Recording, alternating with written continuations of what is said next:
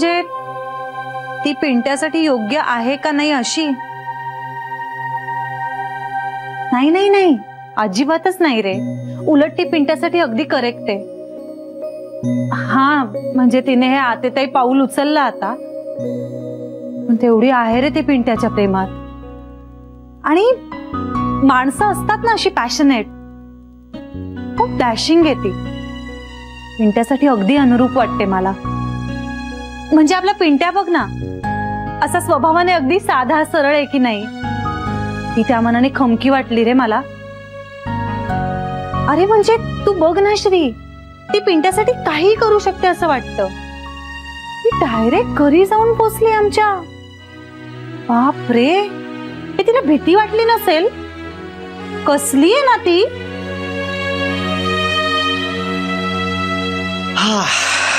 काय झालं? काही नाही. मी काही फनी बोलतेय का? मी जे बोलत होतो ना तेच तू आता बोलतेस म्हणून असतो.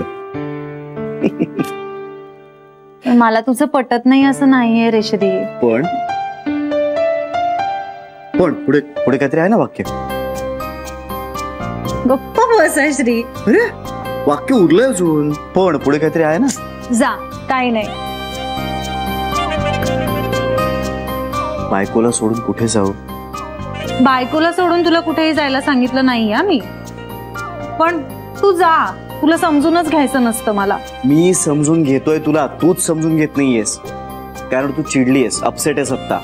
त्यामुळे मी काहीही बोललो ना तरी तुला ते पटणार नाहीये. असं काही नाहीये रे. जान्हवी, आता पुढे काय करायचं हा विचार करणं महत्वाचं आहे. जे होऊन गेलं ते गेलं. सुनीता हीच मुलगी पिंट्यासाठी योग्य आहे असं तुला वाटत असेल ना, तर मग हा सगळा विचार करून तू तुझी संकट वाढवतेस. म्हणजे सुनीतानं जो काही आगाऊपणा केलाय किंवा तुझ्या आई बाबांना दुखावलंय, तरीही तो आगाऊपणा करून देखील पिंट्यानं तिच्याशीच लग्न करावं असं जर तुला वाटत असेल ना, तर तुझ्यासमोर खूप मोठं चॅलेंज आहे. कारण आता तुझे आई बाबा सुनीताला सून म्हणून स्वीकारतील असं मला वाटत नाही. रादर ते आता अशक्य असं मला वाटतं. मला कल्पना आहे त्याची. आणि आपला पिंट्या काहीसा वल्नरेबल आहे. हो ना रे, बिचारा खूप स्ट्रेस असला ना तसा शेल मध्ये जातो तो. त्यामुळे त्याची तुला फार काही मदत नाही होणार. त्यामुळे आता ह्या पुढची खिंड तुला एकटीला लढवायची. म्हणून मी म्हणतोय, आता जे काही डॅमेज व्हायचं होतं ना ते झालेलं आहे. आता चिडण्यात काही पॉइंट नाही. आता ह्याच्या पुढे काय करायचं याचा विचार करूया. आणि मी आहे तुझ्या बरोबर. आय मीन माझी तुला किती मदत होईल मला माहित नाही, पण श्री, अरे तुझी मदत म्हणजे तू माझ्या बरोबर आहेस, हाच केवढा मोठा आधार आहे माझ्यासाठी. तू फक्त मला असं मी चूक आहे असं नको ठरवत जाऊस. पण मी तुला दोष देतच नव्हतो.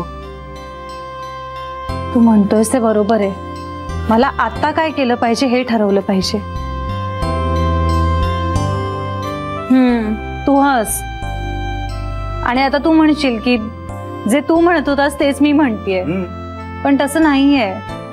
म्हणजे कुठेतरी बॅक ऑफ द माइंड सकाळपासून माझ्या डोक्यात हा विचार चालूच होता बाबांशी कसं बोलायचं याचा. मला श्री बाबांची काळजी नाहीये रे. त्यांच्याशी बोलणं ना तसं सोपं आहे. मला आईशी बोलण्याचंच टेन्शन आलंय. कारण तू म्हणतोस तसं तिच्याशी बोलणं अवघडच नाही, अशक्य आहे. पण नाही, त्यांना समजवायला जायचं नाही. म्हणजे तुला आईजी सांगते ती गोष्ट माहितीये? कुठली? आपण आईजीकडनं जायचूया. बरं झालं आठवलं. श्री, मला वाटतं आता आपण आईजींशी बोललं पाहिजे रे. म्हणजे खूप झाला आता सस्पेन्स. म्हणजे दाखवण्याचा कार्यक्रम झाला, मग पिंट्या आला, ही सुनीता आली, सगळंच असं गूढ आहे रे. त्यांना आता सांगितलं पाहिजे सगळं. नाही, तुला जे हवंय ते तू ठरव. पण म्हणून फक्त पिंट्या आला, सुनीता आली म्हणून सांगायला जाऊ नकोस. नाही नाही, पण मला सांगायचंय आता आईजींना.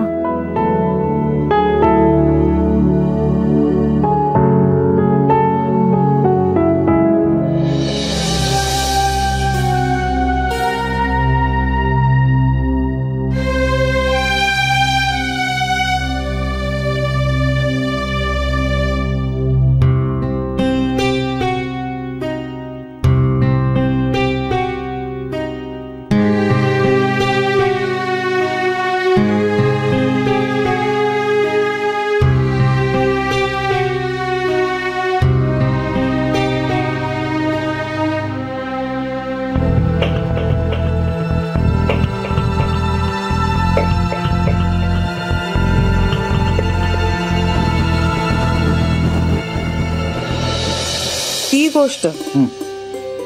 तिचं काय आता? सांग ना, जान्हवीला ऐकायचे. अरे सांगितली असेल ना मी तिला. नाही, पण मला आठवत नाहीये.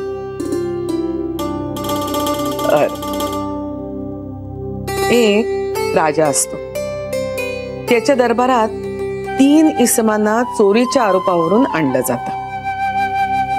पहिल्या इसमाला राजा म्हणतो, मला तुझ्याकडून या गोष्टीची अपेक्षा नव्हती, आणि त्याला सोडून देतो. दुसऱ्या इसमाला सांगतो ह्याला तुरुंगात टाका. तिसऱ्या इसमाचे हात तोडायला सांगतो आणि तुरुंगात टाकतो. प्रधान आश्चर्यचकित होतो. तो राजाला म्हणतो की महाराज, या तिन्ही इसमांनी एकच गुन्हा केला, मग त्यांना असा वेगवेगळा न्याय का? राजा म्हणतो, मी याचं उत्तर देणार नाही, काळ याचं उत्तर देईल. दुसऱ्या दिवशी समजतं, ज्याला राजानं तुझ्याकडून अशी अपेक्षा नव्हती हे म्हटलेलं असतं, त्यांनी आत्महत्येचा प्रयत्न केलेला असतो. राजाचं बोलणं त्याच्या जिवारी लागतं. काही काळानं कळतं, ज्याला तुरुंगात टाकलेलं असतं तो तुरुंगातून बाहेर आल्यानंतर अपमानित होतो आणि गाव सोडून जातो, आणि ज्याला हात तोडून तुरुंगात टाकलेलं असतं तो तुरुंगातून सुटून परत एका चोरीच्या गुन्ह्यात अडकतो. तात्पर्य हे की माणसं ओळखून त्यांच्याशी वागावं लागतं. कळलं?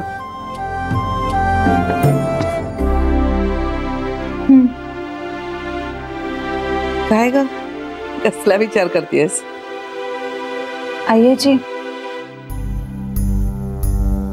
मला तुम्हाला काहीतरी सांगायचंय. कशाच्या संदर्भात? पिंट्याच्या.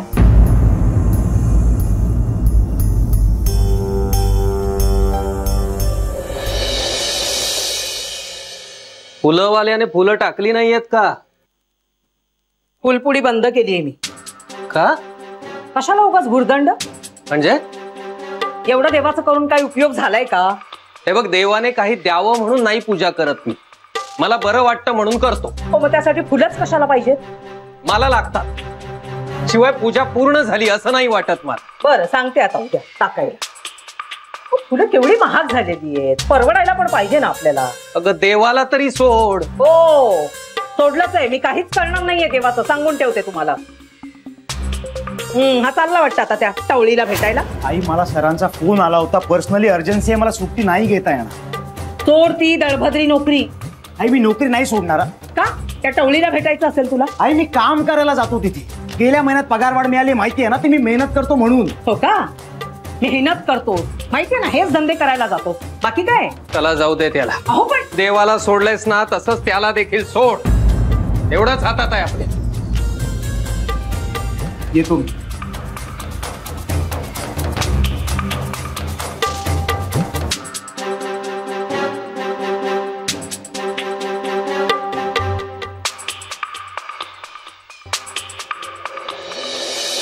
आईजी, मी खरं तर सांगणारच होते हे सगळं तुम्हाला, पण मग म्हटलं गोड बातमीच देऊया ना, लग्न ठरल्याची. पण आता सुनीताने हे जे काय सगळं करून ठेवलं, मला उलट कौतुक वाटतंय त्या मुलीचं. खरेपणा आहे तिच्यात. सगळ्याला एकटी सामोरी जातीये, स्टँड घेतीये. तिला पाहिलं तेव्हा एवढी चुणचुणीत वाटली नव्हती ती, पण छान आहे मुलगी. आईजी, पण आता हा असा सगळा घोळ होऊन बसलाय. जान्हवी, मी तुम्हाला नेहमी सांगत आली आहे, खरं बोला. खरं बोलण्याने तेवढा पुरता वाईटपणा येतो, पण नंतर सगळं सुरळीत होतं. पण तुम्ही माझं ऐकतच नाही. अगं, कधीतरी खरं बोलायचंच ना, मग आधीच का नाही? एवढा डॅमेज कशाला होऊन द्यायचा? जान्हवी, खरं बोलण्याला पर्याय नसतो. आईची, अगं म्हणजे खरं तर प्रॅक्टिकल आयुष्यात इतकं खरं सतत बोलणं अवघड आहे. आम्हाला नाही कधी खरं बोलणं अवघड वाटलं रे.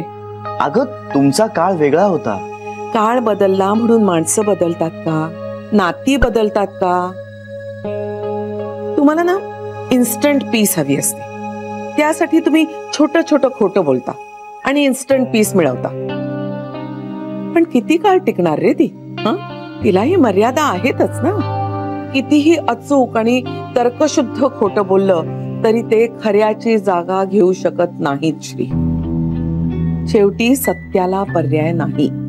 तुम्ही म्हणताय ते सगळं पटतंय आईची, पण त्याची प्रॅक्टिस अशी डे टू डे लाईफ मध्ये करणं जमत नाही ना.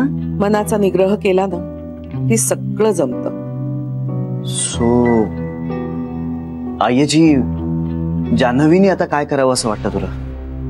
खरं बोलावं, त्याला पर्याय नाही जान्हवी.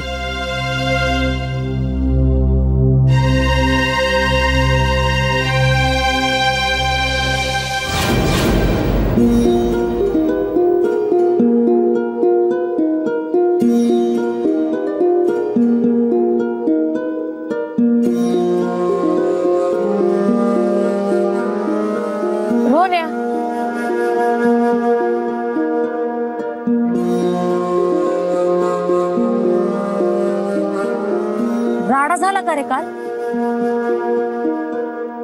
नाही, तू काल हापिसात बी नाही आला ना. संधी विचारत होते आणि मी तुला लई फोन केले, पण तू एक बी उचलला नाही. काय झालं? तू चिडलायस का माझ्यावर? अरे बोल ना काहीतरी, असं गप नको ना राहू. तुझ्या थोबाडावर कायम 12 वाजलेला असायचे. मला नाही सहन झालं म्हणून गेले ना तुझ्या घरी बोलायला. आता मला वाटलं माझ्या बोलण्याने काहीतरी फरक पडेल, पण समजा उलटच झालं. आता मला माहित होतं का तुझ्या घरी गेल्यावर एवढा राडा होणार आहे ते? एका शब्दाने तरी बोललास का मला तू? सॉरी ना रे, बोल ना.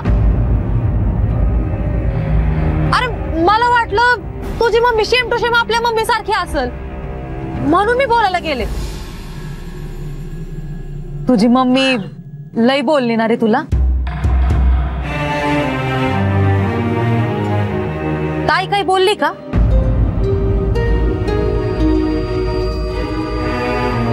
कोण ताई? अरे आपली जान्हवी ताई. एक मिनिट, तिचं काय? नाही, मी फक्त विचारलं की ती काही बोलली. तिला मी काही सांगितलं नाहीये आणि सांगणार पण नाहीये. प्लीज कृपा करून हे सगळं तिच्यापर्यंत नको पोहोचवूस प्लीज.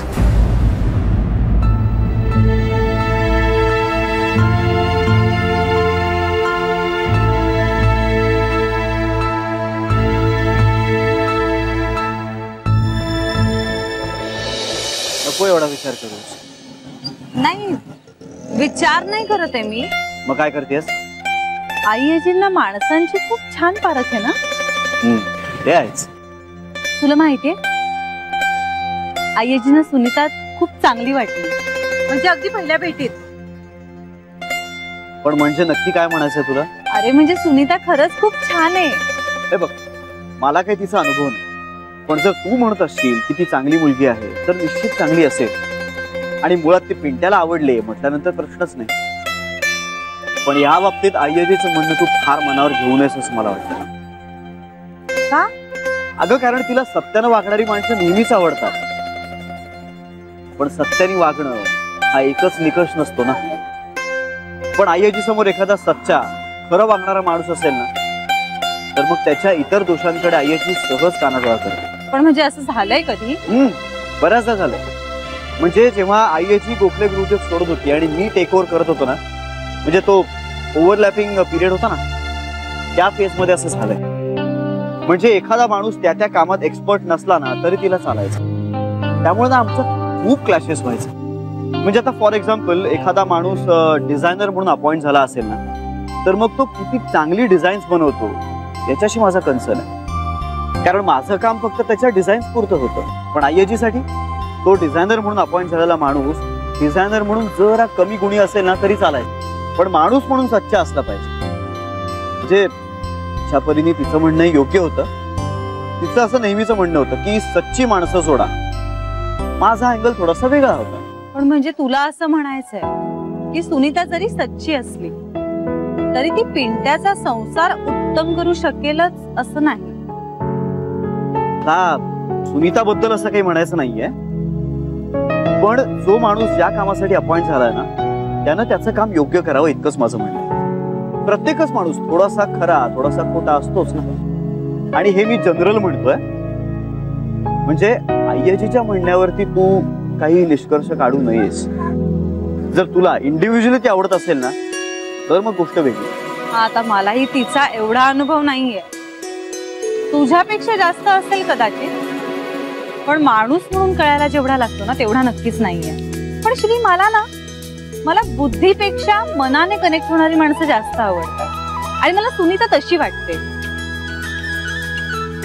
माझं मन मला सांगतंय ती पिंट्यासाठी ना अगदी अनुरूप आहे. आता तिचं पिंट्यावर प्रेमही आहे की दुधात साखर. वा, कसं झालं तर उत्तम. श्री चल, तू निघ आता, तुला उशीर होईल नाही तर. तू जाशील ना आता नीट? इथे समोर बँक आहे. चल, मी तुला संध्याकाळी फोन करतो आणि घ्यायला येतो. चल, बाय बाय बाय. नीट जा. हो हो.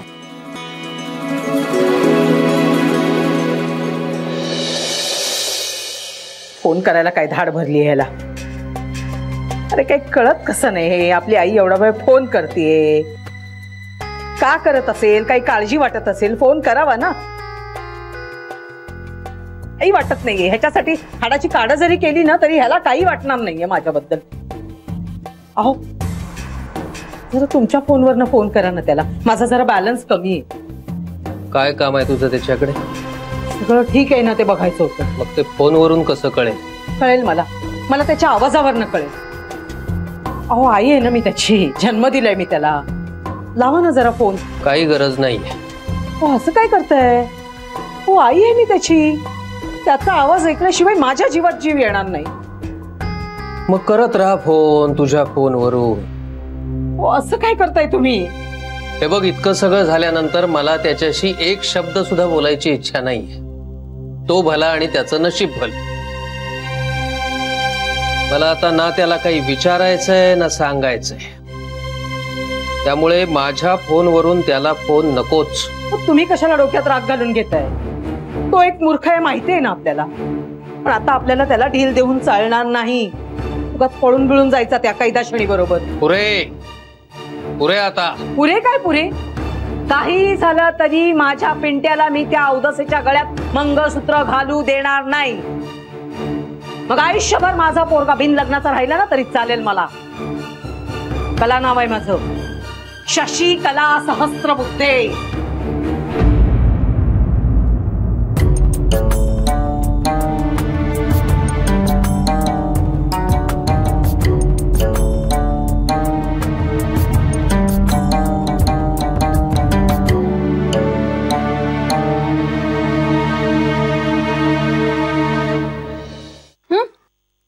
सगळं घातलंय यात. बडीशेप, सुपारी, ओवा, ज्येष्ठ मध घरीच बनवलेला आहे माझ्या आईनं. मस्त झालाय ग. मला खूप आवडतं ना म्हणून आईने पाठवलंय माझ्यासाठी. मला पण आवडतो, पण प्रमाणात. तुझं सगळंच प्रमाणात आहे. चहा प्रमाणात, खाणं प्रमाणात, कामही प्रमाणात करत जा. अति काम करतेस मग आम्हालाही करावं लागतं. जान्हवी, बरं ऐक ना, परवा तुझ्या घरी काही राडा झाला का ग?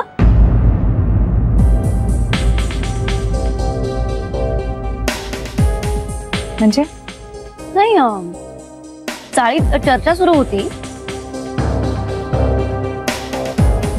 की पिंट्याचं लग्न ठरत होतं म्हणे. तेवढ्यात एक मुलगी आली जिच्याशी पिंट्याने ऑलरेडी लग्न केलेलं आहे. तुझ्या आईने त्या मुलीला घरातून बाहेर हकललं. खूप भांडणं झाली, राडे झाले. असं काय काय बोलत होते चाळीतले. असं काही नाहीये.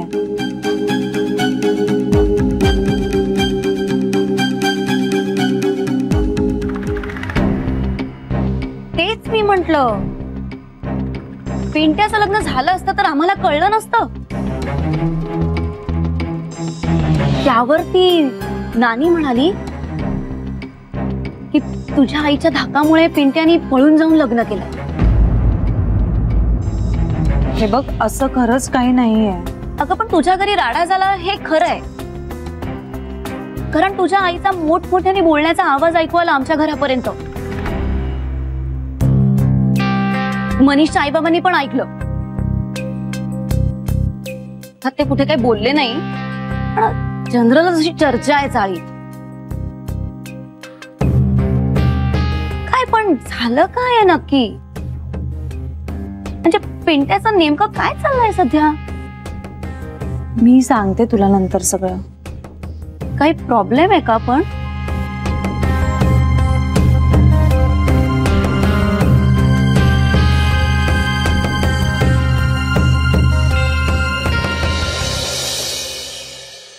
अजून फोन नाही याचा. काय करावं माणसाने काही कळत नाहीये. ते पळून बिळून गेला तर काय जीव द्यायचा का आपण? काय कलावहिनी, बातमी कळली आम्हाला. कसली बातमी? हो, पिंट्याचं लग्न झाल्याची.